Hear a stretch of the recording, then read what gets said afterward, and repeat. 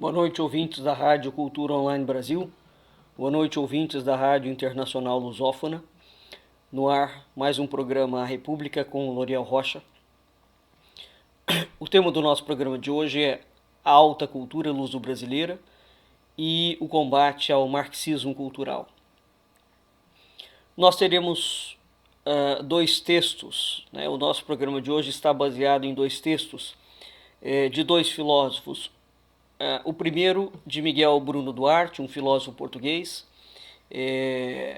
com um artigo Atualidade da Filosofia Portuguesa, e o outro de Olavo de Carvalho, Livros que Fizeram a Minha Cabeça. Bem,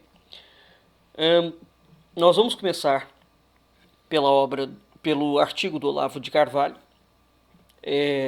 porque ele dá uma orientação muito importante em relação à formação intelectual. E depois nós passaremos para o artigo do Miguel Duarte, onde ele discute algumas questões relacionadas à filosofia portuguesa e à filosofia brasileira.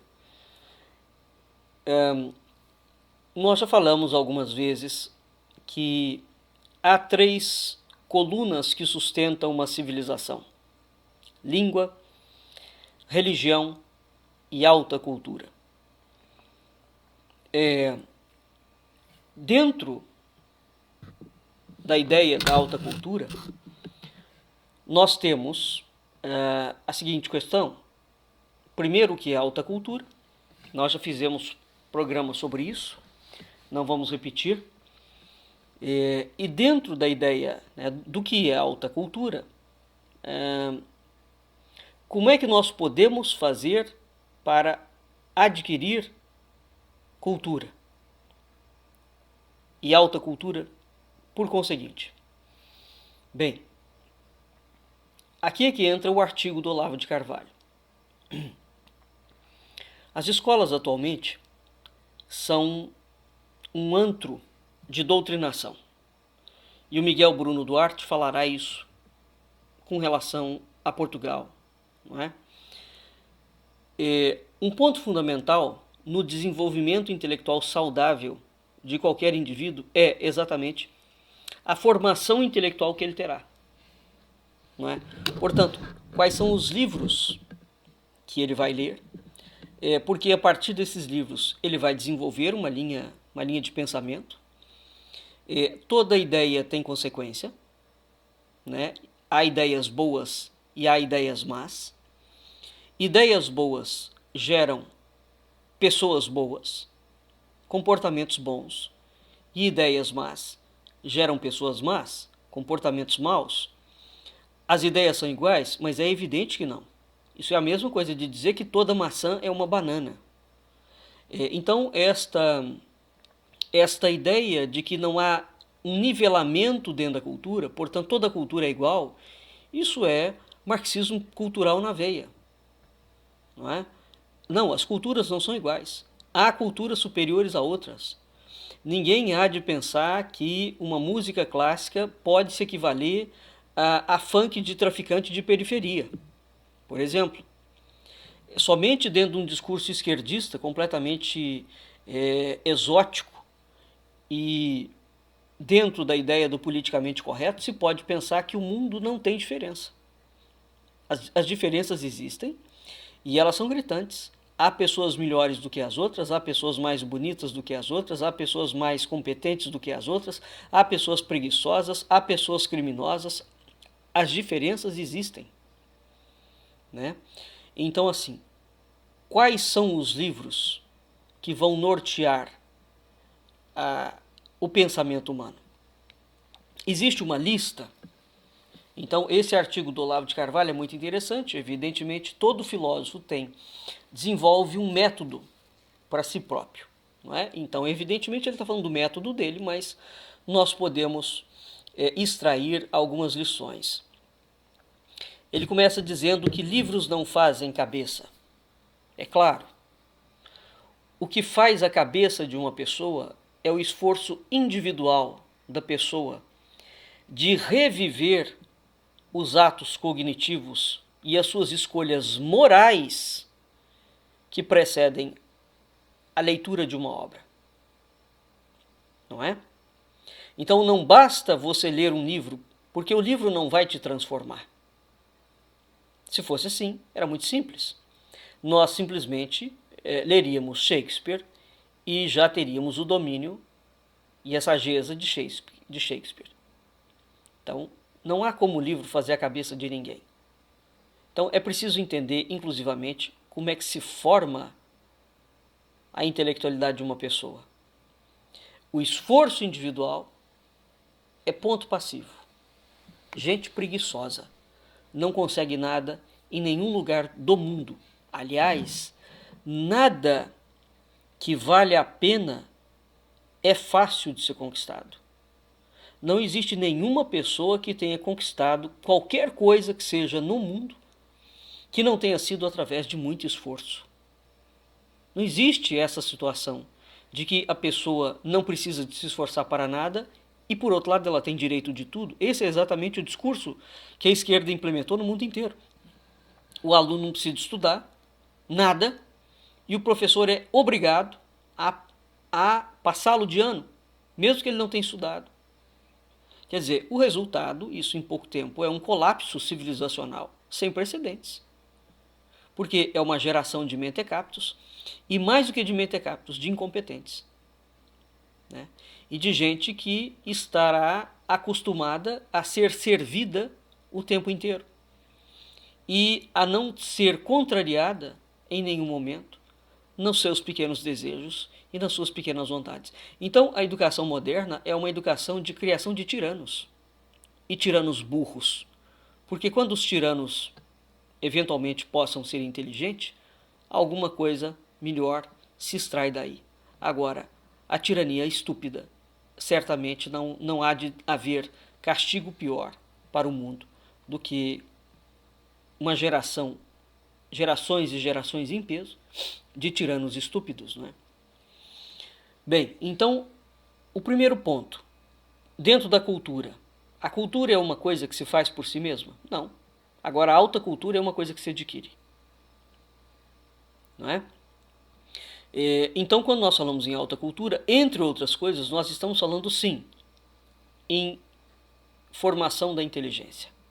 A alta cultura é um leque vastíssimo. E, dentre esse leque, um dos itens desse leque envolve o esforço individual de trabalho dos atos cognitivos. E envolve, por conseguinte, e na mesma medida, escolhas morais. Então, em todo caso, o problema fundamental da autoeducação é o de distinguir aquilo que é essencial daquilo que é desprezível. E uma vez que a gente consiga distinguir aquilo que é essencial daquilo que é desprezível, nós concentramos a atenção no essencial e simplesmente passamos batido sobre aquilo que não tem importância. Desprezível no sentido de que não tem importância. Quando nós paramos para pensar, o ensino universitário brasileiro e o ensino de uma forma geral, ele é concentrado em coisas desprezíveis. Quase todas as matérias que são dadas são matérias absolutamente ridículas, que deveriam ser jogadas na lata do lixo. Dado que não existe educação atualmente, existe formação de mão de obra para suprir demanda de mercado. Educação não existe. Quem deseja, de fato, educar os filhos, não pense que a escola o fará. Então, o cidadão de hoje em dia ele tem dois caminhos. Ou ele fará homeschooling, ou ele terá uma jornada dupla.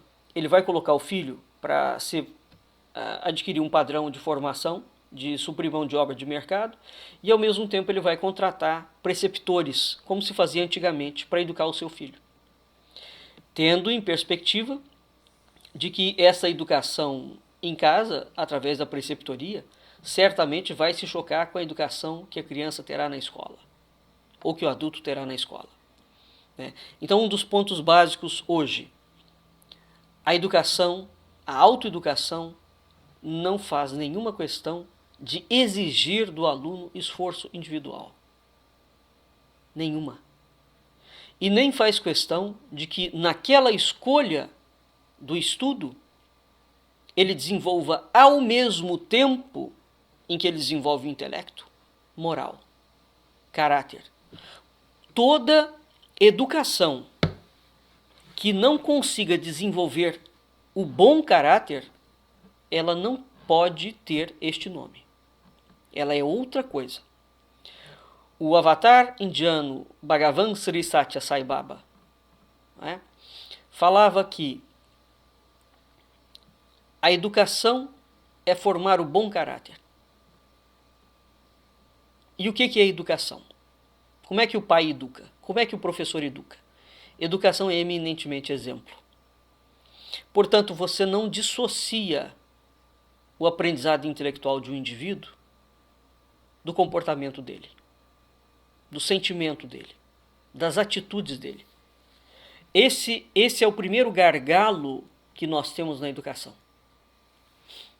Esta dissociação entre o esforço individual, intelectual, porque aprender demanda esforço, é algo exaustivo, e é assim mesmo, assim como aprender a andar também é algo exaustivo. Então, o primeiro ponto que nós temos é a ruptura entre o esforço e a moral, e o comportamento. Todo indivíduo que num determinado momento, por uma razão qualquer, descobre que teve uma educação defraudada, que lhe falta alguma coisa, o caminho que ele vai trilhar é o da autoeducação. Então ele começa a fazer buscas. É muito bom que seja assim. Ele começa a fazer buscas. E nessas buscas ele vai ter que escolher. E nessa escolha ele vai distinguir o que ele quer e o que ele não quer. Portanto, ele vai distinguir o essencial do acessório. E uma vez que você distingua o essencial do acessório, significa que você, no caso de obras literárias para formar a sua estrutura intelectual, a pergunta é: eu tenho que fazer uma lista de obras essenciais? Tem, dependendo do assunto que você quer. Então, você quer formar, se autoeducar. Você tem que escolher uma lista de obras essenciais. O Olavo de Carvalho, como filósofo, quando ele se deparou com esse problema da autoeducação dele, ele enfrentou esse dilema. E todos nós enfrentamos num determinado momento. Todos nós temos que ter uma lista de obras essenciais. A pergunta é: essenciais sobre qual ponto de vista? Não é? Então, isso vai variar de pessoa para pessoa. E ele coloca que a primeira lista que chegou a ele foi a de Adler. E o critério de Adler era a importância das obras para a formação do cenário cultural do Ocidente. E o objetivo de Adler, ao colocar essa lista, era habilitar o estudante a tomar parte na conversação da cultura ocidental, entender a cultura ocidental. Não é?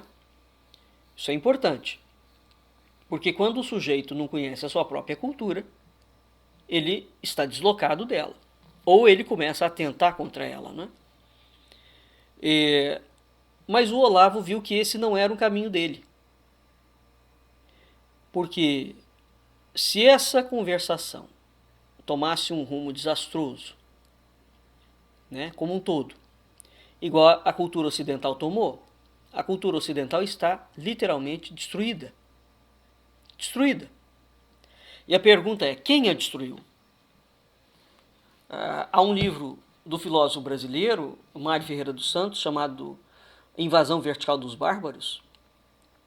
Nesta obra, A Invasão Vertical dos Bárbaros, o Mário fala claramente da destruição da cultura ocidental, promovida pelos ocidentais e promovida por inimigos da cultura ocidental, que podem ser ocidentais ou não. Então essa foi a pergunta do Olavo. Pois, eu vou conhecer a cultura ocidental, tá bem. Mas, aqui é que entra o pensamento de um filósofo. O filósofo tem que refletir necessariamente sobre o mundo no qual ele está inserido. O mundo no qual nós estamos inseridos está em crise. Aliás, ele não está em crise, ele está em guerra profunda. Profunda. E guerras com teor apocalíptico, messiânico, que cada vez mais se categorizam como tal. Ou seja, guerras que estão sendo travadas para produzir o fim dos tempos. Se essas coisas não forem refletidas com seriedade, não se pode entender nada. Então, o Ocidente tomou um rumo desastroso. Diante disto, não basta mais estudar a cultura ocidental.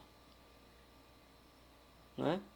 É necessário formar inteligências individuais que sejam capazes de enfrentar a destruição da cultura ocidental, bem como de lutar contra a destruição da cultura ocidental, além de ajudar a recuperar e a reconstruir uma outra cultura.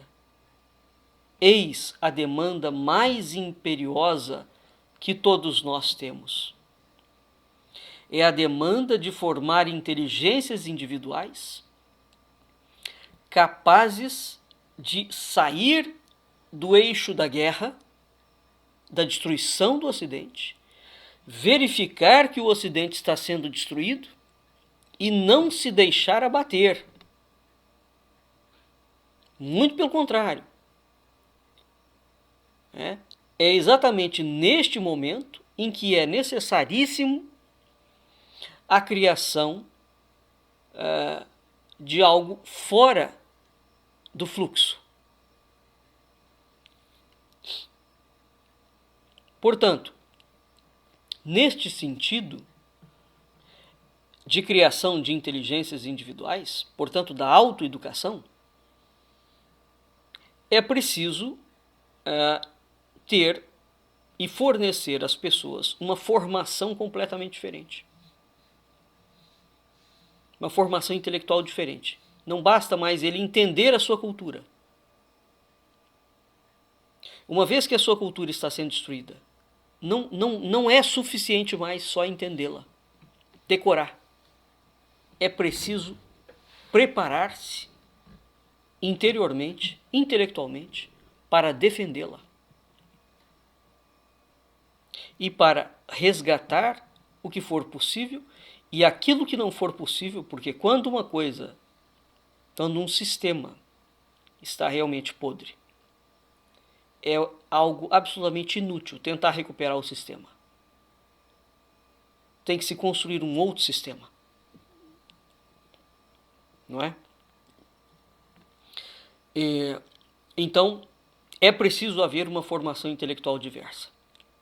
Para tanto, é necessário atrair atenção sobre ideias e obras que permanecem à margem do curso dominante. E a história, curiosamente, sempre foi assim. Os grandes autores que fizeram realmente diferença na história da humanidade nunca foram autores aceitos no tempo em que eles viveram, com uma outra exceção. Eles sempre foram autores combatidos e sempre foram autores que viveram à margem da norma dominante. Portanto, no seu tempo eles eram criaturas proscritas, não é? E esses indivíduos proscritos é que deixaram contribuições importantíssimas. Então, assim, a primeira coisa é identificar aonde estão os proscritos. Existem esses proscritos? Aonde eles estão? Quais são as ideias e quais são as obras dele? Ora, portanto, o limite extremo da perspectiva de Adler, né, que falava que era necessário conhecer a cultura, o Olavo propõe que é necessário formar um cidadão consciente. E nesse aspecto, ele converge e muito com o professor e filósofo Agostinho da Silva. A formação da consciência do cidadão. O professor Agostinho da Silva falava que o homem é um ser político, não no sentido de política partidária, político no sentido da polis, porque a palavra política vem de polis em grego, polis é cidade. Então, segundo o professor Agostinho da Silva, o homem, como é um ser da polis, não é? Citadino, portanto, ele tem um agir político, né? E a pessoa que confunde o político da polis com o político partidário não entende nada de nada. Né? O político da polis é o cidadão consciente. Então este cidadão tem que agir, porque todos nós nascemos, crescemos, nos desenvolvemos e morremos em sociedade. Daí o professor Agostinho da Silva falar que o homem é um ser político. Ele tem um agir político. E é este agir político, portanto, que tem que ser absolutamente consciente. De modo que a tarefa, por exemplo, que o Olavo, como filósofo, tomou para si, e que outros tomam, é exatamente a da formação do cidadão consciente. Então, é preciso transcender esta ideia de civilidade, no sentido de que não basta que eu conheça a minha cultura. Não, não basta, não. Não é suficiente mais. Aliás, isso está absolutamente ultrapassado. É preciso formar inteligências capazes de atender à convocação do apóstolo. Sois vós que ides julgar o mundo. Então, cidadania era e é apenas o nome de um papel social. Né? E o que todo filósofo autêntico deseja não é educar as pessoas para desempenhar um papel social, por mais nobre que seja esse papel social. Todo filósofo verdadeiro, todo professor verdadeiro, ele almeja educar as pessoas para torná-las aptas a assumirem o sentido da vida dela. Ele tem que ser dono da sua vida. E aqui, na acepção que o Viktor Frankl, psicólogo, dá a esse termo.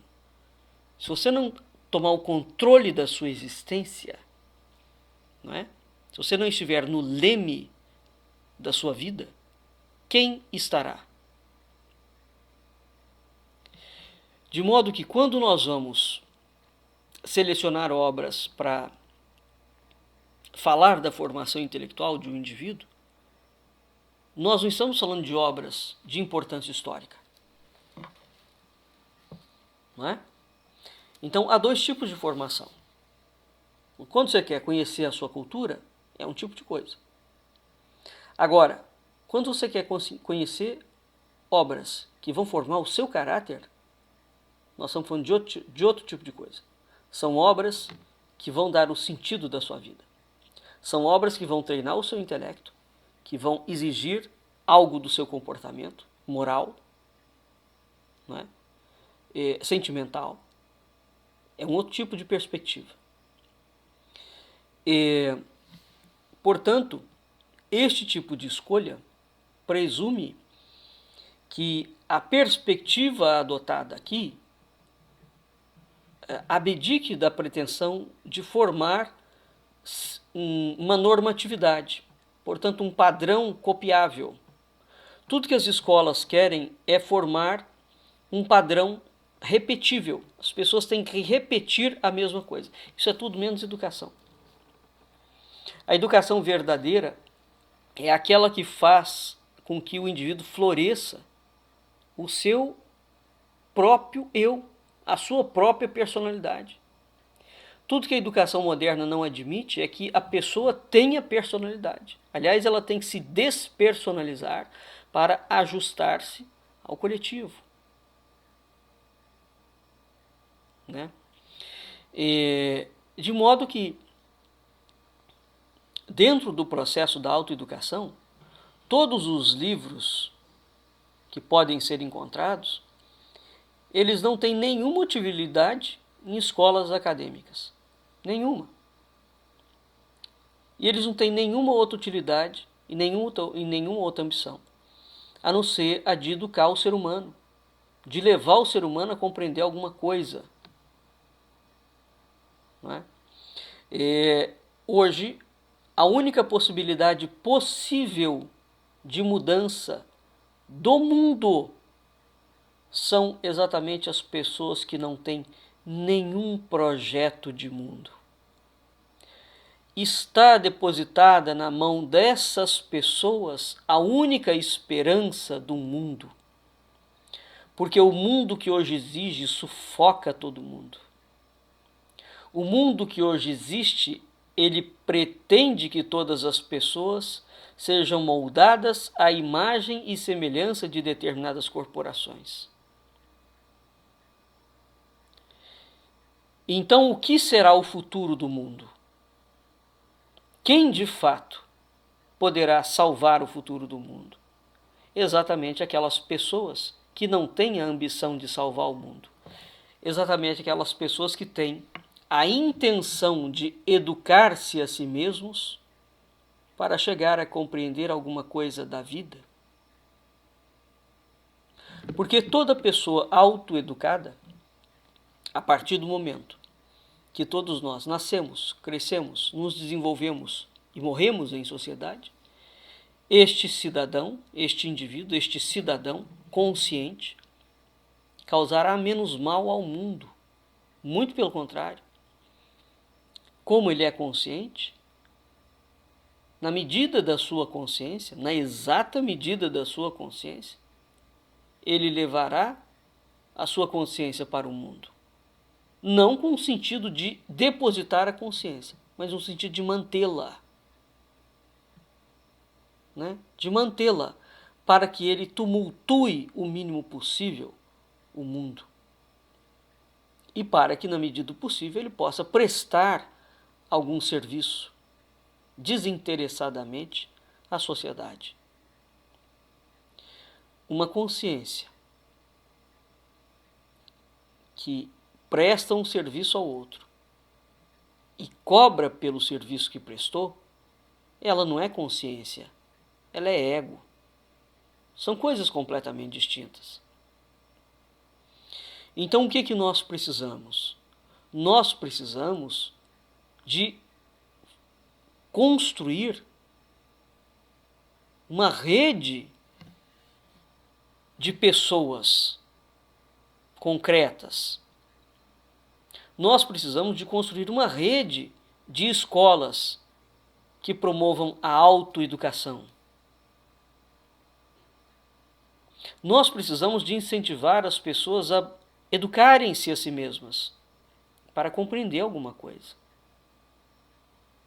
Porque são essas pessoas que estão na demanda da autoeducação que são a esperança do mundo.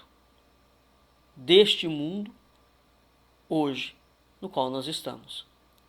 São essas pessoas que o professor Agostinho da Silva também chamava das crianças da nova idade do mundo. Não é? Aqueles que serão puros, não porque pretendem a iluminação, mas porque purificam-se a si mesmos. De modo que nós temos, portanto, livros, uma lista, cada um tem uma preferência por uma obra X ou Y, e ele faz a lista dele próprio, indica essa lista para os seus alunos, que é uma lista realmente primorosa, mas o importantíssimo desse artigo dele, chamado Livros que Fizeram a Minha Cabeça, é exatamente essa ideia de que sem esforço individual sem escolha moral consciente, sem criar uma conexão entre o pensamento, o sentimento e o comportamento, não é possível haver pessoas que possam contribuir de um modo significativo para o mundo. Então o problema hoje que se coloca, e é urgente, é a construção de um novo modelo de pensamento. Não nos basta mais conhecer a cultura no qual nós estamos inseridos. Ela está sendo destruída. Nós precisamos de pessoas que consigam ser pessoas, seres humanos. Nós precisamos de retomar a ideia de que o ser humano é um ser humano e de promover a humanização do ser humano. Nesse aspecto, a autoconsciência, a autoeducação é algo fundamental. E para tanto, nós vamos precisar de escolher conscientemente o que nós queremos e o que nós não queremos. Né? Bem, contrapondo a este cenário, veja que coisa curiosa. A educação universitária que nós temos, que foi sendo desenvolvida a partir do século XVI, XVII, ela não tem nenhuma relação com a educação antiga. Em que sentido? A educação antiga, portanto, aquilo que nós chamamos de escolástica, onde era ensinado o trívio e o quadrívio, né, que é um modelo de ensino que veio dos gregos,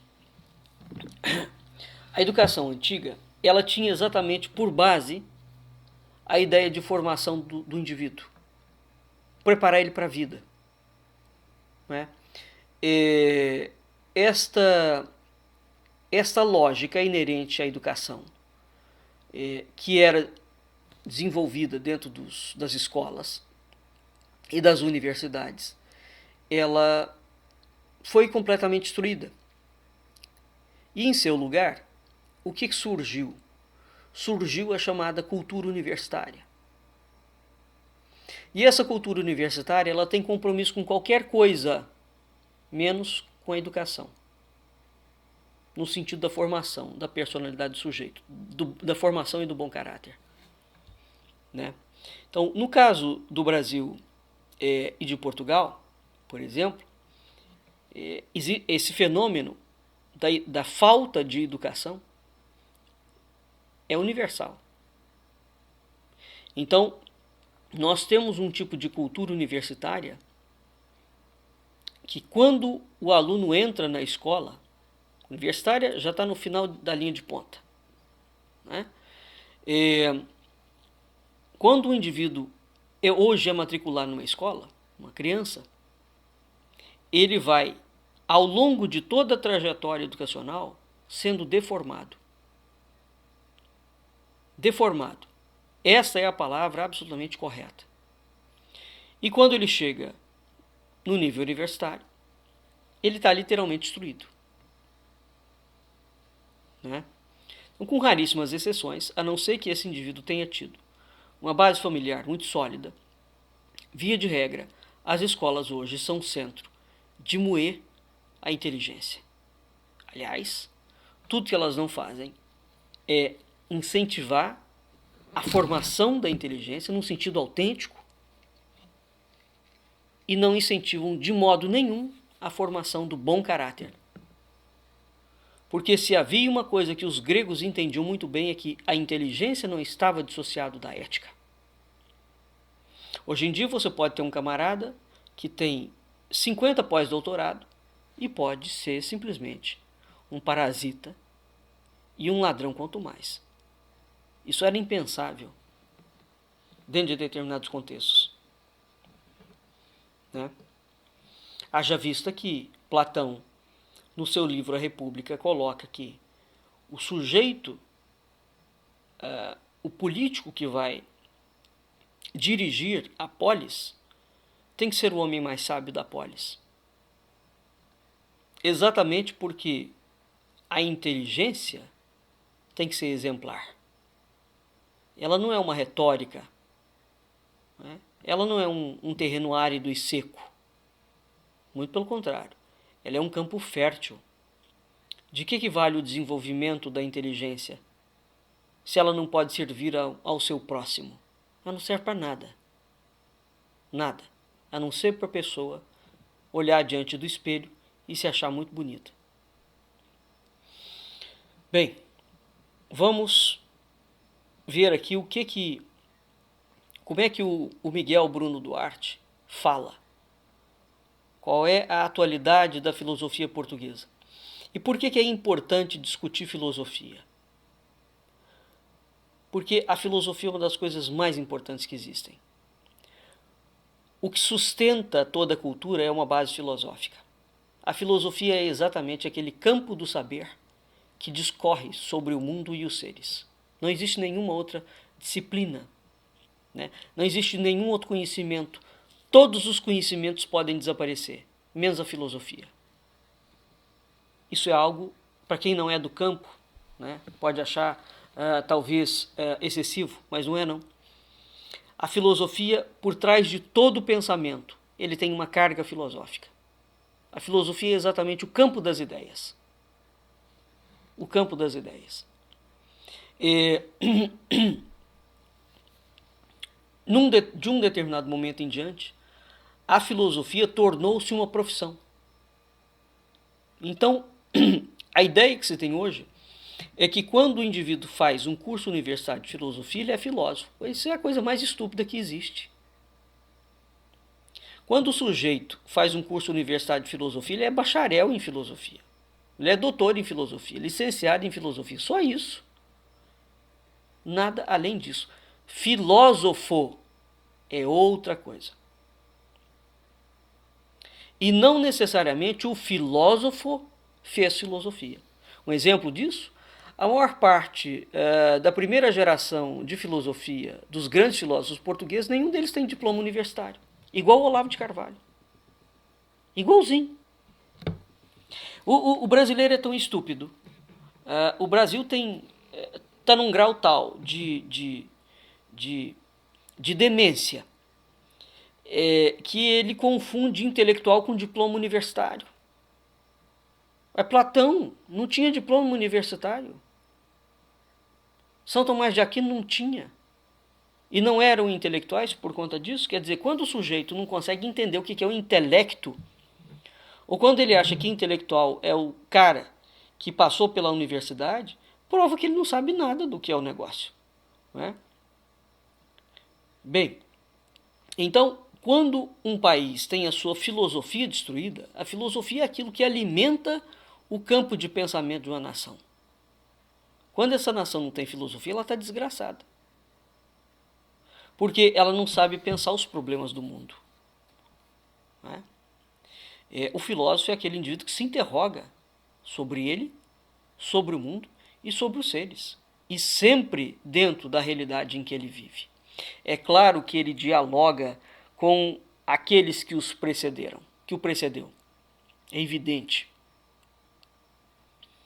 Mas certamente a reflexão sobre o mundo em que ele vive é não só necessária, bem como urgente. Né? Porque a filosofia trata de temas que são eternos. Esses temas não se esgotam nunca. Por exemplo, o ser humano. O ser humano será sempre ser humano. Uma árvore será sempre uma árvore. Então a filosofia trata de temas que não são temporais. Todos os temas dela são intemporais. Todos. E é por isso que entra século, sai século, continua-se conversando sobre os mesmos temas. Isso é algo que as pessoas não entendem. Né? Portanto, não há a menor comparação entre a filosofia e uma psicologia, a medicina, a física, etc. Todas essas ciências passam.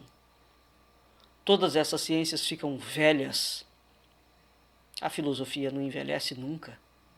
Ela é uma mulher sempre jovem e bela. Dadivosa. Né? E o que acontece com o mundo? Mas vamos falar aqui de Portugal e do Brasil. Quando você não tem num país uma elite intelectual séria, aquele país, ou a cultura dele vai ser absorvida por outra cultura, ele vai ser aniquilado, consumido, ou aquela cultura vai literalmente ser extinta. Então, a ausência de intelectualidade de um país é uma coisa muito séria. E intelectual não é intelectual orgânico, não. Não é intelectual que o governo paga para a pessoa apresentar projeto. Isso não é intelectual. Isso é outra coisa. Então vamos botar, primeira coisa, botar nome aos bois, né? Intelectual aqui é intelectual com I maiúsculo. E é bom não confundir intelectual com acadêmico, porque não tem nada que ver uma coisa com a outra. O intelectual sempre pensa dentro da linha da alta cultura. Sempre. Bem, o Miguel Duarte fala que, no âmbito da filosofia portuguesa, né, que são raríssimos hoje os filósofos portugueses que, com frontalidade corajosa, assumem que compreendem que existe um abismo sem fundo entre o saber parasitário das instituições universitárias e o pensamento vivo. Isso é uma coisa que existe em Portugal e que existe aqui. A primeira coisa que nós temos que demolir é: as instituições universitárias são campos produtores de saber. Nunca foram. As universidades que produziam saber, todas elas não existem mais.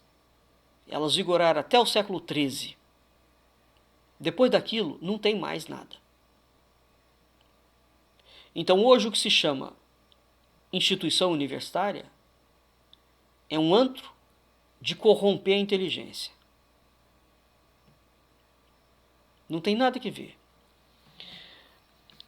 E é de tal forma grave que, ao contrário, as instituições universitárias hoje são inimigas do pensamento vivo, verdadeiro, espontâneo, criador dos verdadeiros filósofos. Tudo que as universidades hoje não produzem, em nenhum campo, é um filósofo vivo. As universidades atuais ou as escolas, de uma forma geral, são duplicadores do que no passado foi um pensamento. Você estuda Platão, você tem inúmeros indivíduos que sabem Platão de cor e salteado. E daí? Esse sujeito que sabe decoradamente o que foi o pensamento de Platão, é isso. Ele fica especulando sobre alguma coisa.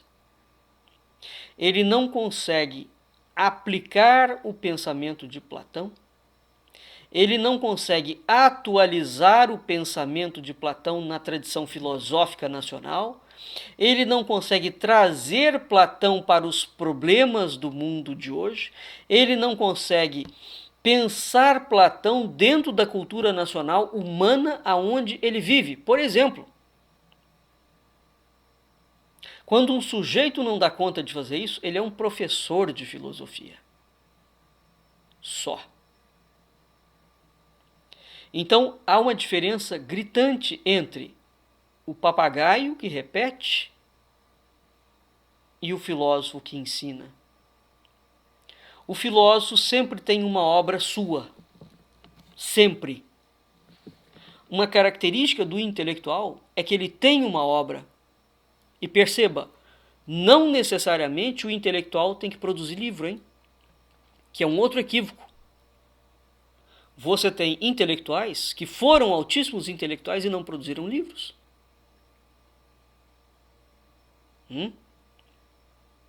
Portanto, alguns esquemas cerebrais equivocados nós temos que tirar. Então, o que a gente tem hoje? Hoje a gente tem uma série de carreiristas universitários que são pagos para produzir erudição livresca, seguindo determinados ditames ideológicos, conforme a cultura dominante que manda na universidade. E esse sujeito é o sujeito que tem trabalhos aprovados, que tem tese, que publica artigo, etc, etc, etc.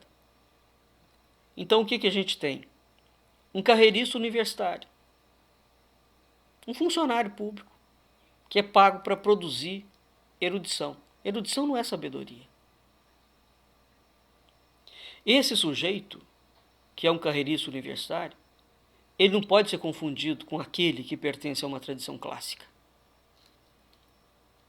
Ele não pode ser confundido com um sujeito, nunca, que pertence à sabedoria, que pratica e pertence àquela tradição que segue o modelo da sabedoria socrática. Ele não pode ser confundido nunca com um filósofo. A maior ofensa para um filósofo é você chamar ele de professor de filosofia. O professor de filosofia é um carreirista universitário. O filósofo é alguém que consegue pensar todos os temas da filosofia, atualizando-o. Além disso, o filósofo é aquele que vive a filosofia. A filosofia não é um discurso teórico. Quer ver uma diferença? Se nós sairmos do mundo ocidental e formos para o mundo oriental, cada mestre do mundo oriental, por exemplo, as pessoas vão lá na Índia, vão na China, acham magnífico. Cada sujeito daquele tem uma filosofia própria. Você vai lá aprender com ele. A filosofia que ele desenvolveu. O Ocidente teve pessoas assim. E nós só pensamos que esse tipo de pessoa só existe no Oriente. Não. Isso faz parte da cultura da humanidade. Ou seja, existe uma classe de pessoas que pertencem a uma tradição clássica, só que eles não estão dentro dos meios universitários. Eles não se rotulam como tradição, não é? Eles seguem a tradição. E mais do que seguir, eles são a tradição em pessoa. Não é? Isso equivale a dizer que a filosofia portuguesa ou a filosofia brasileira, a verdadeira, não é uma filosofia de grupo. Não é? Não é uma filosofia, você cria um colegiado de filosofia, está ali os filósofos. Não. Tudo que filosofia não é uma forma de massa. Então, e atualmente, tudo que o meio exige é que a gente esteja ligado a algum tipo de grupo. Né? Porque se você não estiver ligado a algum tipo de grupo, você não pertence, você não existe como ser humano. Ora, tudo que um filósofo não é ligado a um grupo. O filósofo é um sujeito saltado para fora do tempo. Eis o ponto fundamental. Porque a filosofia trata de coisas que são eternas e não de coisas que são temporais. Então esse é um ponto rigoroso nessa questão. O que distingue a filosofia portuguesa, a brasileira, verdadeira, de movimentos culturais, científicos, literários? Uma das coisas que distingue é exatamente que a filosofia não é filosofia de grupo. toda tradição, todo filósofo tem uma obra própria. Ele não repete a obra do outro. Ele cria a sua própria obra. Né? E esse é um fato incontornável. No caso da tradição filosófica portuguesa, por exemplo, Portugal tem uma tradição filosófica? Tem. Seríssima. Profunda. E essa tradição filosófica não tem nenhuma relação com o positivismo francês, com o positivismo alemão, com o positivismo anglo-saxônico. Uma coisa completamente diferente. Agora, tudo que não existe atualmente nas universidades portuguesas, com raras e honrosas exceções, é exatamente tradição filosófica pátria. O que existe é uma filosofia de grupo que contaminou o mundo inteiro, produzindo um tipo de erudição idiota dentro da universidade e que não leva a lugar nenhum. São textos maçantes, chatíssimos de serem lidos, chatíssimos, que não fazem a menor diferença.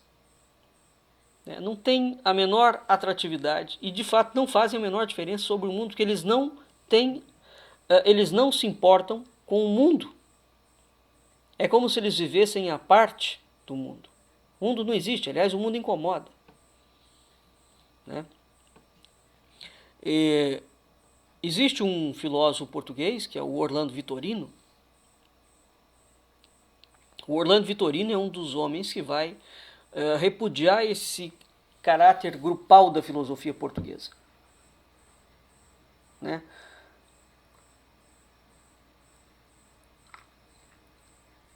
E,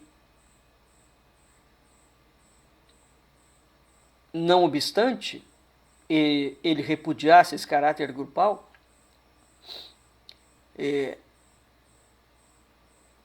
ele andava junto com Álvaro Ribeiro e com José Marim, que são irmãos espirituais em Leonardo Coimbra, não é? Então aqui nós já temos 4 nomes da filosofia portuguesa, seríssimos. A filosofia portuguesa, ela irradiou outras personalidades, como, por exemplo, Almada Negreiros, Jorge de Sena, José Régio.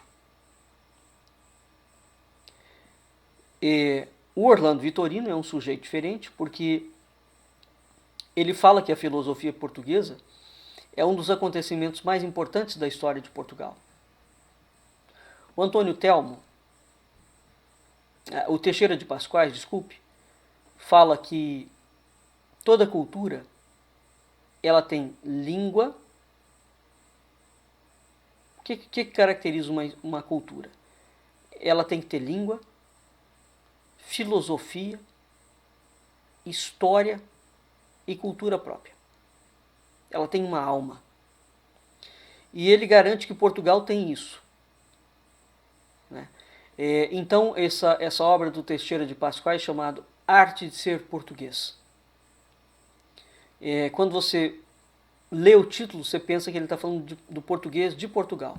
Não. Esse ser português aqui é algo muito mais amplo. Não é? Não se refere a uma mera territorialidade. É algo muito superior.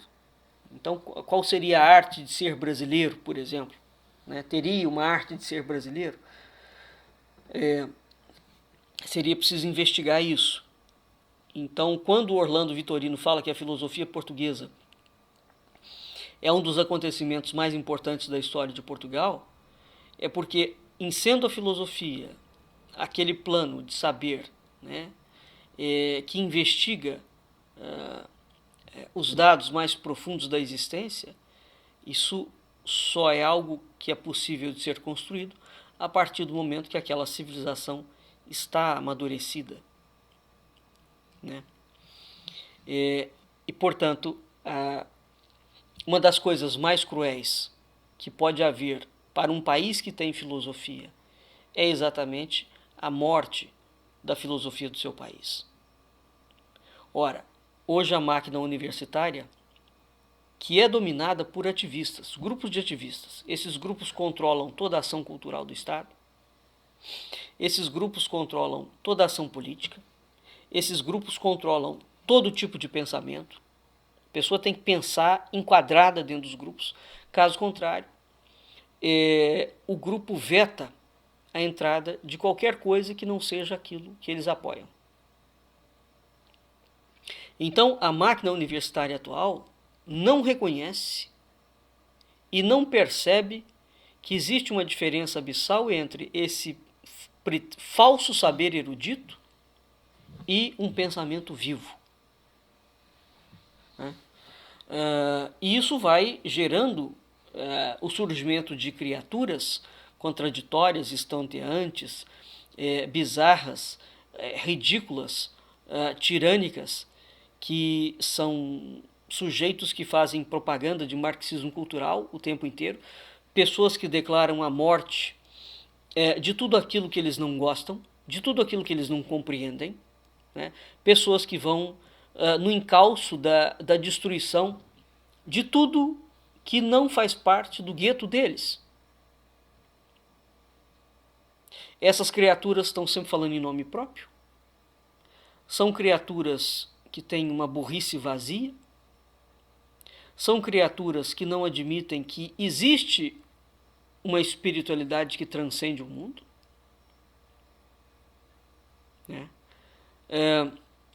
São criaturas que só têm olhos para técnicas, apanágios, metodologias. Acabou? Passou disso, ela não consegue enxergar um palmo diante do nariz.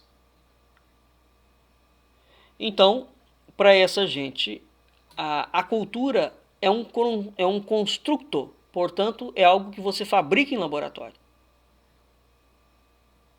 É essa burrice vazia que domina o meio universitário. Em Portugal e no Brasil e em qualquer lugar do mundo. No Brasil, isso é galopante. Na Europa, Portugal como está na Europa, nós ainda temos algum grau de respiro, mas também não está lá muito bom, porque o europeu, e notadamente o português, quando ele dá para ter empáfia, o português, quando é pedante, ele é pedante como nenhum europeu saberá ser. É pedante mesmo. O português, quando dá para ser grosseiro, ele é grosseiro mesmo. Né? Então, Portugal é um país que tem dois lados. Tem uma profunda espiritualidade e tem uma profunda burrice vazia, carregada de altíssimas doses de soberba. Né? E há inúmeros brasileiros que vão a Portugal, ajustam-se a Portugal, e há outros que têm verdadeiro horror de Portugal.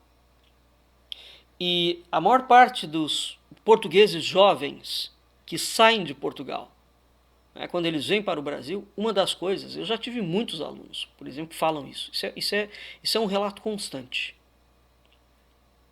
É exatamente a empáfia de Portugal, né? Do povo, e que não consegue sair daquilo, né? O Brasil tem os problemas, evidentemente, cada qual com o seu cada qual, né? Mas, efetivamente, a burrice vazia, não há nada pior do que você estar conversando com um sujeito que é declaradamente um mentecapto. Mas como ele tem título doutoral, ele se acha o rei da cocada preta. Então, esse tipo de gente é corrosivo, é deletério, né? Portanto, existe dentro do nosso país, assim como existe em Portugal, como existe em qualquer lugar do mundo, os indivíduos que são verdadeiros, os indivíduos que ajudam. O que a filosofia tem que fazer? No mínimo, ela tem que dar um sentido de país toda filosofia é uma filosofia pátria, num certo sentido, né? Ela tem que te levar a pensar a sua pátria. Os gregos levaram a filosofia grega a pensar a Grécia, os romanos a Roma, o alemão a Alemanha. Então, toda filosofia, ela é uma filosofia pátria. E ao mesmo tempo em que ela é uma filosofia pátria, ela leva o filósofo a pensar os problemas do mundo. Porque não existe só a pátria dele. E mesmo porque os temas que a filosofia trata são temas universais. Então o filósofo tem que pensar o tempo em que ele vive, porque ele vive naquele tempo. Ele não está fora do tempo, né? Ele está inserido. Ele está na sociedade. Ao mesmo tempo, ele tem que estar fora do tempo, porque os temas da filosofia são atemporais. E isso é uma das coisas mais magníficas que existem na filosofia. É exatamente essa passagem do intemporal para o temporal. Né? Então esta compreensão de que a filosofia norteia, a filosofia é um norte, né? Ela inspira, ela guia, de modo que tudo que de fato não pode haver é um parasitismo no processo intelectual. E evidentemente que nós estamos absolutamente impossibilitados de pensar e de desenvolver inteligência pátria se não existe nenhum modelo educacional que desenvolva a inteligência. Então, a gente está diante de uma teia de circularidade. Como é que a gente quer exigir do Brasil que o Brasil tenha intelectuais, né? Se o Brasil não contempla nenhuma formação intelectual a sério? Não tem como. O que hoje nós temos são profissionais parasitários do pensamento universitário. Profissionais de universidade. Né? Essa gente não tem intelecto, essa gente não tem senso crítico, essa gente é paga para ensinar dogmas, para ensinar ideologias dissimuladas, para ensinar atitudes corporativas. Essa gente é paga para ter foco no positivismo, no materialismo dialético, no comunismo, no gramscismo, na política. Essa gente é paga para isso. E eles fazem isso com todos os rapapés e com todas as sedas da Pérsia, com mais ou menos renda, porque dependendo do sujeito, as solenidades dos congressos, a riqueza dos debates, os custos das conferências são absolutamente apopléticos, porque lá vão desfilar um bando de doutores, não é? Todos eles dentro das suas respectivas corporações, só para falar uma sequência de sandice. Não é? Então, os congressos universitários, de uma forma geral, eles se tornaram uma das coisas mais abjetas que existem. Porque, rarissimamente, você tem debates intelectuais a sério. Eu conheço, inclusivamente, alguns intelectuais, no sentido preciso do termo, que os caras não frequentam congresso na área deles. Que vão sempre os mesmos sujeitos, tem aquelas panelas, e os sujeitos que vão com as panelas, eles já vão com as ideias prontas e não estão dispostos a se abrir para ninguém. Então é uma chatice, né? Evidentemente que, agora, todos esses congressos têm uma solenidade, têm uma pompa, têm uma circunstância, que você acha que ali está reunido a nata da nata da nata do mundo. Não está nada. São reuniões de senso comum, são reuniões de fantasia coletiva, de delírio puro e simples. Agora, uma das coisas que ajudou a destruir o pensamento filosófico português, e efetivamente, no caso do Brasil, isso é dramático, foi precisamente a introdução de ideologias jurídicas, políticas, culturais. Foi a coisificação do mundo. Né? Então, a superficialidade se infiltrou de tal forma na cultura e essa superficialidade foi sendo criada. Qual é a origem dela? A origem dela são os positivistas e os marxistas. Né? No caso de Portugal, a história do positivismo em Portugal, o Álvaro Ribeiro coloca isso, que os maiores inimigos do pensamento português, o Álvaro Ribeiro falava, que não eram os marxistas, eram os positivistas. Por quê?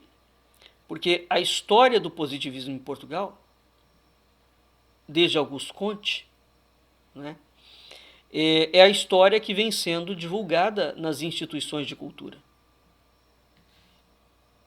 E tudo em Portugal vai girar em torno de Comte.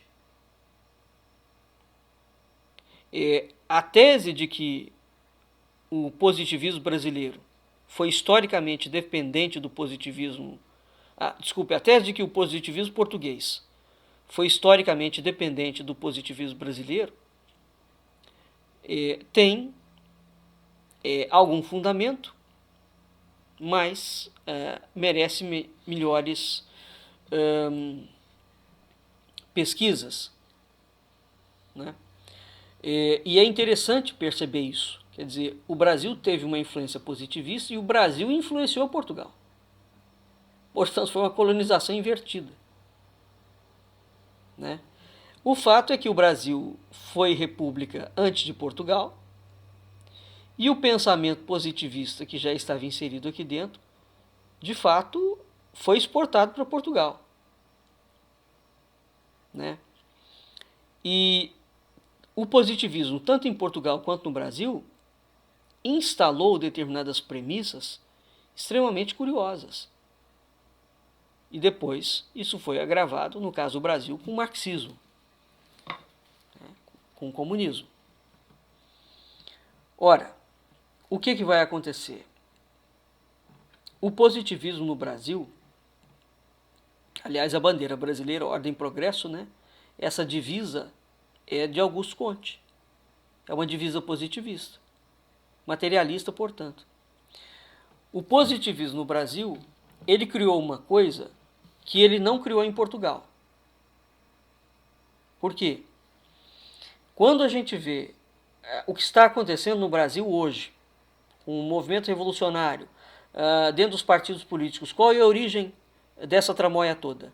O movimento positivista, que foi trazido para dentro do Brasil com a maçonaria, né, durante o Império. Então,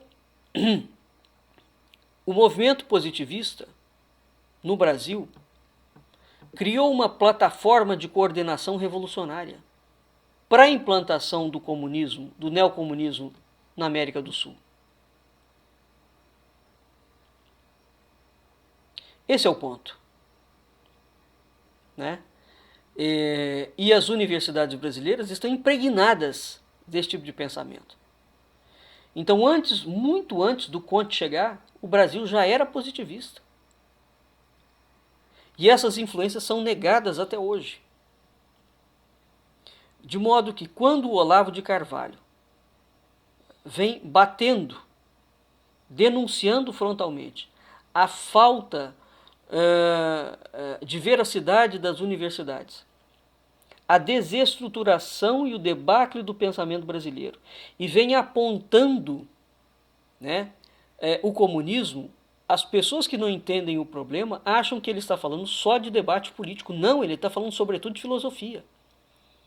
Quer dizer, se esse monstro positivista, que veio para dentro do Brasil com o Império, com a maçonaria, com os movimentos revolucionários, não for demolido, então há uma plataforma intelectual de coordenação revolucionária. Se essa gente não for defenestrada do poder, portanto, eles ocuparam a cultura. A cultura é deles. Ora, a cultura é um campo de ideias. Se a gente pensasse que a cultura tem ideia, né, porque de onde saem as ideias do mundo? Da cultura, dos pensadores. Então, a forma de pensamento no Brasil é um gueto dentro das universidades, dos liceus, de todos os âmbitos culturais, que tem o objetivo claro de fazer uma coordenação revolucionária para implantar o comunismo no continente sul-americano. Acabou. Então é preciso que se crie uma geração de pessoas que se autoeduquem e que se autopreparem fora do meio universitário, fora dos ambientes educacionais tradicionais, para fazer frente e resistência a esse processo, para que o Brasil consiga refundar-se. Não é? Então será preciso criar uma mentalidade sólida dentro da sociedade brasileira. Porque somente essas pessoas que não têm nenhum objetivo de conquista de poder, somente o povo, não abrindo mão da sua condição de povo, pode identificar essas organizações revolucionárias, como por exemplo o Foro de São Paulo, as Farc, o MIR chileno e vai por aí afora. Somente essas pessoas podem lutar contra o establishment esquerdista, imposto em todos os quadrantes da vida política, econômica, jornalista, acadêmica, cultural, midiática, tudo. Somente o cidadão consciente, desperto, poderá realmente transformar o Brasil. Porque eles serão os agentes da transformação. Eles já estarão transformados. Então, se nós nos transformarmos, o Brasil se transforma. Esta é a lógica. Né? De modo que é preciso, realmente preciso, entender que nós precisamos de construir uma filosofia brasileira. Nós precisamos de construir uma filosofia portuguesa. E nós precisamos de entender o que é a filosofia. A filosofia não é um campo teórico, conceitual, vazio. Muito pelo contrário. E o Miguel Bruno Duarte, ele vai além. Ele fala que hoje o cenário em Portugal está tão sério que figuras distintas da filosofia portuguesa, grandes homens, como Álvaro Ribeiro e o José Marinho, não encararam de frente o problema da tática gramsciana. Porque Gramsci instaurou o comunismo no ensino e na cultura. E esses filósofos portugueses não encararam esse negócio de frente, bem como os outros filósofos europeus. Nesse sentido, nós, os brasileiros, estamos muito mais preparados do que essa massa amorfa e apática dos intelectuais portugueses, europeus e americanos. Porque esta gente não olha de frente para a realidade com a qual eles estão lidando. Eles estão presos num redemoinho de tagarelice oca e vazia das academias, estão concentrados nos órgãos de comunicação de massa, estão focados nas suas parangonas e nas suas vestes e nos seus rapapés e nas suas liturgias. Essa gente está lidando com a destruição da cultura ocidental como se a cultura ocidental não estivesse sendo destruída. Para eles está tudo bem, está tudo tranquilo.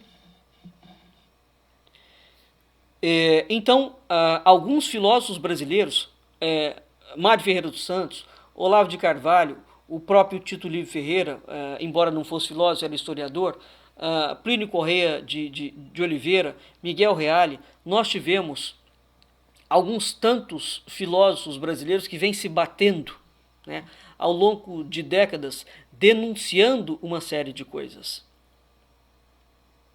Então, o Brasil, certamente, hoje, e é curioso, porque é exatamente desta periferia do mundo que o Brasil talvez terá algum contributo a dar para as outras nações. Não o governo, o povo. Não é o governo brasileiro. O governo brasileiro é uma catástrofe total e absoluta. É um antro de corrupção, de libertinagem, de bandidagem. Do governo brasileiro não se pode esperar nada. Não tem nenhum partido político que preste. Se salvar ali 5 indivíduos dentro de todos esses congressistas, nós podemos dar graças a Deus. O sistema está podre e contaminado.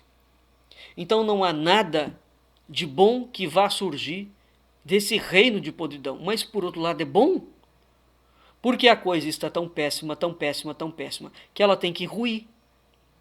Então nós temos que entender que essa fase terminal do Brasil, ela tem que terminar.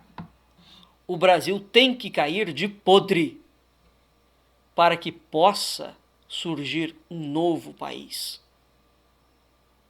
E é aqui que entra a preparação de cidadãos conscientes. É aqui que entra o sentido autêntico do valor pátrio, da filosofia pátria. O que nos faz, qual é a arte de ser brasileiro? O que nos faz ser brasileiro? O que é o Brasil? Essas perguntas são filosóficas e nós temos que saber respondê-las. Nós temos que conhecer a nossa identidade. Nós temos que conhecer a nossa cultura. Nós temos que defender a cultura ocidental, porque nós somos ocidentais. E para defender a cultura ocidental, nós não precisamos destruir a oriental. Não tem nada que ver uma coisa com a outra. Agora, é preciso estar preparado. É preciso sair desse enquadramento de massa amorfa e apática. Isso é o que domina o cenário do mundo inteiro.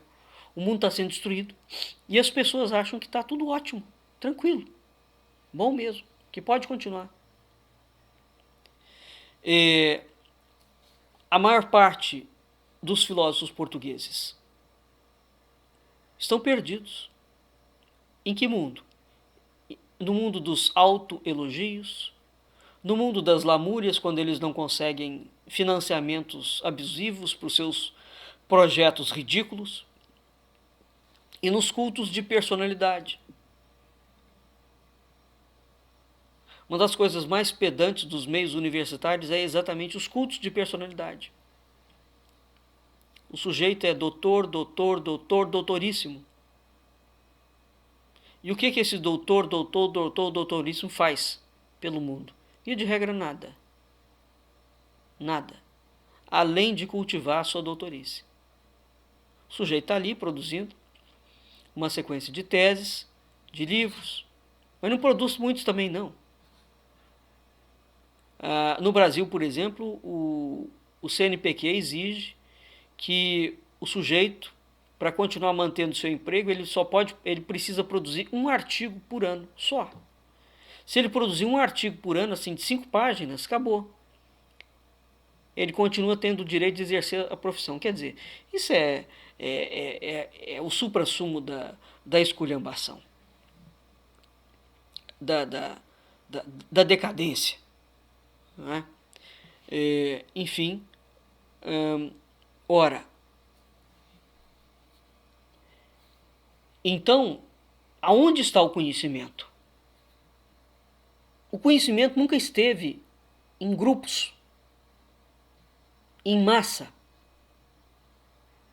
O conhecimento não está em reunião política, em grupelho literário. Não está. Você pode até fazer parte disso por uma questão social. Tudo que foi construído de uma forma significativa sempre foi em pequenos grupos. Pequenos. Né? E é absolutamente impossível pensar na construção de qualquer estrutura de pensamento séria, de formação de intelecto sério, sem muito esforço.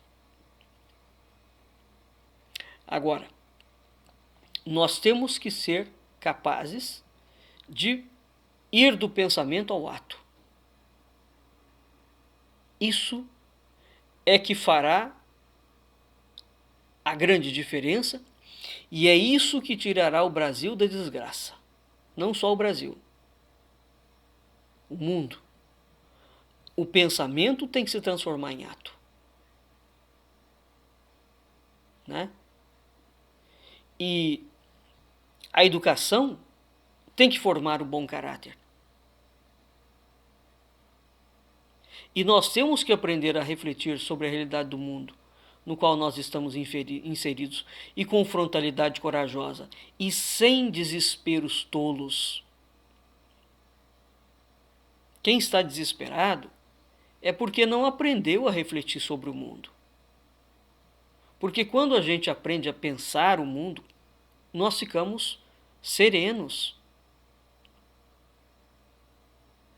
A serenidade existe intelectual. Agora, ela só existe a partir do momento que você ama a verdade. E o que é a verdade? Ora, a verdade é aquilo que ela é. Um dos primeiros programas nossos da República foi exatamente sobre a verdade, o órgão da inteligência. Né?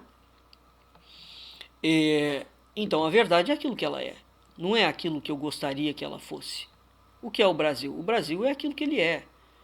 E aí nós temos que lembrar de Roquete Pinto. É preciso conhecer o Brasil com os seus encantos e as suas tristezas, para amá-lo conscientemente. A gente não ama só a coisa que é boa. Nós amamos apesar de. Né? Então, a pessoa tem falha e eu amo dela, apesar da falha. Exigir um estado de perfeição absoluto para fazer as coisas é algo próprio de um sujeito mesquinho. Né? Então, o Brasil tem paradoxos, como todas as nações, e tem as suas características, e tem as suas belezas, e tem as suas feiuras. E a gente precisa de olhar com leveza, tanto para a beleza quanto para a feiura. E isso é algo que o pensamento filosófico consegue nos dar, não é? Esse distanciamento sereno da realidade. Eu olho para as coisas e admito que as coisas são o que elas são, porque eu não tenho condição de mudar as coisas. Aonde eu tenho condição de mudança? Em mim. Qual é a única mudança efetiva que eu consigo produzir no mundo? A mudança em mim. Ninguém muda o mundo. Isso é coisa de comunista. As pessoas mudam a si mesmas. O professor Huberto Roden, nos vários livros dele, ele repetia sempre uma frase célebre. Ele falava: ninguém educa ninguém. A pessoa se autoeduca. Isso é verdade.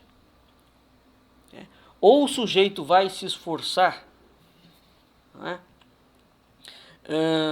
para adquirir a sua autoconsciência, para fundamentar a sua autoeducação, ou ninguém pode fazer isso por ele.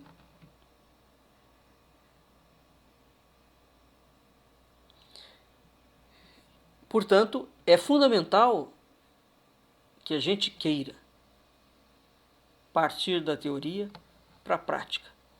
É fundamental que a gente faça um esforço individual de controle dos nossos atos cognitivos, de treino da nossa cognição.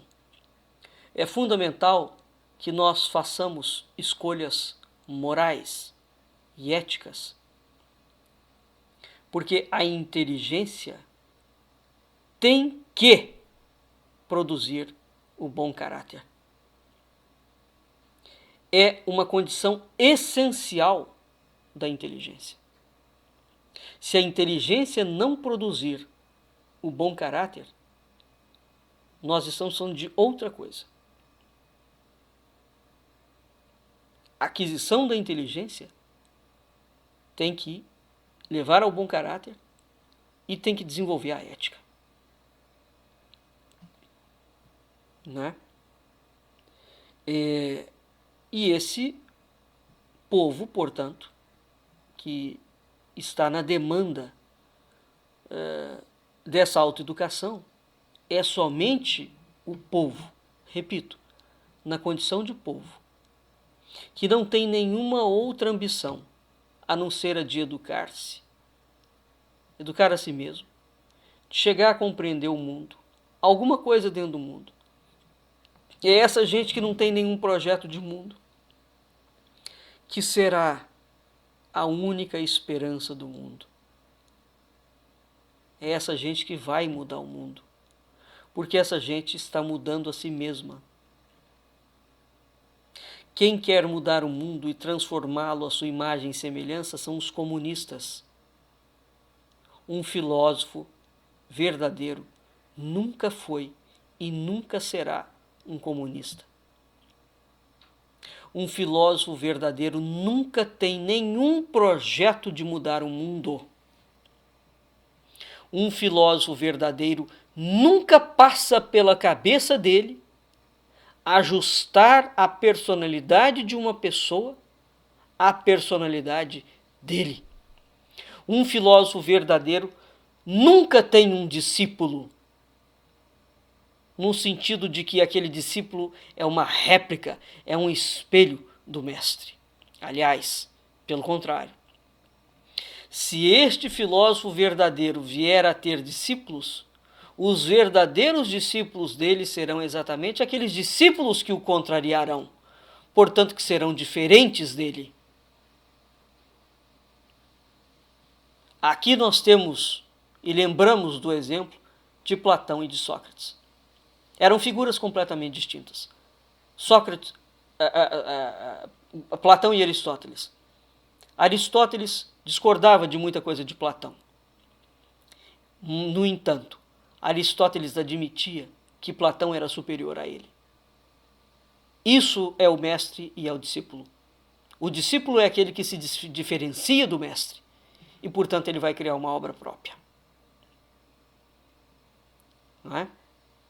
O discípulo, quando a gente fala que é aquele que é oposto, e o professor Agostinho da Silva falava isso também, eu não tenho discípulos.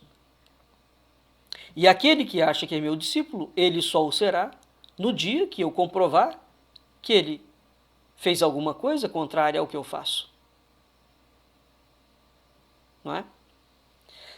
Portanto, o estudo da filosofia, ele coloca na mão do sujeito a sua liberdade. Tudo que um filósofo autêntico não faz é criar rebanho. Né? Ele não é criador de rebanho. Ele não pastoreia gado. Exatamente porque todo filósofo verdadeiro tem um apreço absoluto pela inteligência, pelo esforço individual de cada pessoa e, sobretudo, tem um respeito à liberdade que Deus deu aos seres. E esta liberdade tem que ser respeitada no limite do limite. Portanto, o que cabe a cada um de nós? nos educarmos. Vamos aprender a distinguir o essencial do acessório. Vamos ter foco. Vamos colocar o nosso tempo naquilo que vale a pena investir. Vamos nos desligar das coisas que não são essenciais. Vamos aprender a viver dentro do nosso tempo, contribuindo beneficamente para ele. Mas esta vivência dentro do tempo será sempre com a mente fora do tempo. Nós temos que aprender a conjugar a intemporalidade com a temporalidade, o eterno com o temporal. É preciso ter uma formação diversa. Por quê? Porque diversa é a vida. É preciso atrair a nossa atenção sobre ideias e obras. É preciso aprender a ter gosto de discutir sobre ideias e obras. E é preciso voltar a ter gosto de ser um ser humano. Nós precisamos desenvolver a ideia de que desejamos ter e sermos cidadãos conscientes. Para tanto, é preciso que a gente forme a nossa inteligência, que seja capaz de atender à convocação de um papel social. Estamos no mundo e não é para destruir o mundo. Se não for para a gente contribuir, que pelo menos a gente não destrua, não é? Então, a educação eu tenho que assumir o sentido da minha existência. Ela tem que fazer algum sentido. Eu tenho que dar um sentido a ela.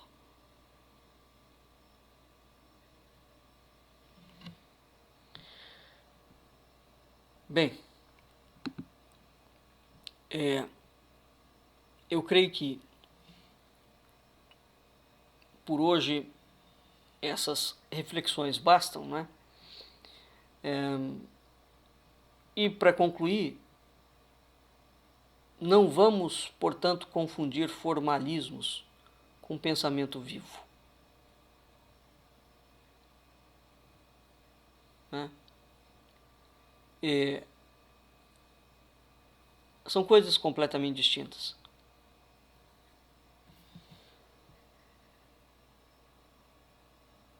Nós podemos participar de grupos, mas nós não podemos agir como cardume. Porque o homem tem espírito, tem razão. E cada um de nós é um ser em si. Repudiar esse caráter individualista é o mergulho nos matizes ideológicos da esquerda. Né?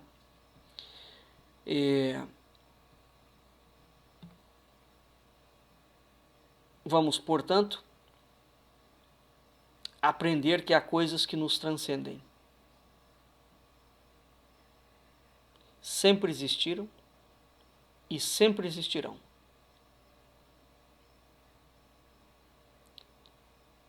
E vamos aprender com Fernando Pessoa. Valeu a pena? Tudo vale a pena. Se a alma não é pequena, não é? Muito bem? Então, vamos cultivar o apreço à nossa inteligência. E nenhuma inteligência cultiva a ideologia. Boa noite, Brasil. Boa noite, ouvintes da Rádio Cultura Online Brasil. Boa noite, ouvintes da Rádio Internacional Lusófona. Muito obrigado pela sua audiência e até o nosso próximo programa. Um abraço. Fique em seguida com a programação da nossa rádio. Até mais.